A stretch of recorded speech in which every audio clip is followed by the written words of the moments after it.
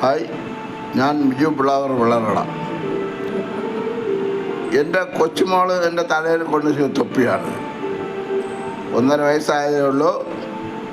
ഞാൻ ആ സ്ഥലങ്ങളിലെല്ലാം യാത്ര പോയിട്ട് തിരിച്ച് വന്ന് റെസ്റ്റെല്ലാം കഴിഞ്ഞ് 2 ദിവസമായതേ ഉള്ളൂ. ഒന്ന് എണീറ്റ് നടക്കാൻ തുടങ്ങിയിട്ട്. കാരണം കൈയും കാലും ശരീരമൊക്കെ ഭയങ്കര വേദനയായിരുന്നു.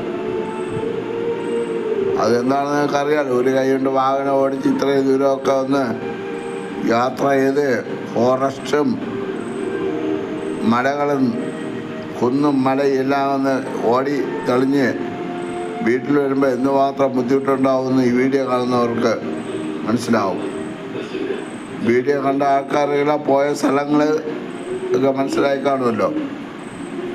അപ്പോൾ ഞാൻ പറഞ്ഞു വരുന്നത്, കേരളത്തിൽ ഇന്നലെ നടന്ന ഇലക്ഷനിൽ വൻ ഭൂരിപക്ഷത്തോടെ പല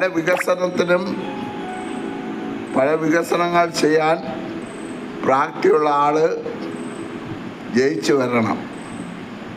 അത് യാതായാൽ ക്ഷേമപ്രവർത്തനങ്ങൾ ഇതുവരെ മുടക്കമില്ലാതെ തന്ന ആൾക്കാർക്ക് വേണം വിജയം ഉറപ്പുവരുത്താൻ. അതുപോലെ പണ്ട ഊച്ചാളി ആൾക്കാർ വന്നാൽ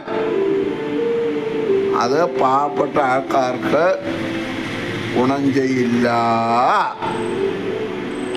എന്ന് മുമ്പ് VS അച്യുതാനന്ദൻ സാറ് സെനറ്റ് ഹാളിൽ ഒരു പ്രസംഗത്തിൽ പറഞ്ഞതായി ഞാൻ ഓർക്കുന്നു. ഇത്രേ എനിക്ക് പറയാനുള്ളൂ. എല്ലാവരും കേരളത്തിൽ ഇനിയും വികസന പ്രവർത്തനങ്ങൾ ചെയ്യാൻ പ്രാപ്തിയുള്ള ആൾ വൻ ഭൂരിപക്ഷത്തോടെ ഭരണം ഏറ്റെടുക്കാൻ എല്ലാവരും പ്രാർത്ഥിക്കുക. ഇത്രേ എനിക്ക് പറയാനുള്ളൂ. അടുത്ത ഇലക്ഷൻ വോട്ടെണ്ണൽ കഴിഞ്ഞ് ജയം അറിഞ്ഞിട്ട് വേണം എനിക്ക് പാറശാല മുതൽ കാസർഗോഡ് വരെ ഒരു യാത്ര ചെയ്യാൻ താല്പര്യമുണ്ട്. ഞാൻ എൻ്റെ വീഡിയോ ചുരുക്കുന്നു. ഓക്കെ.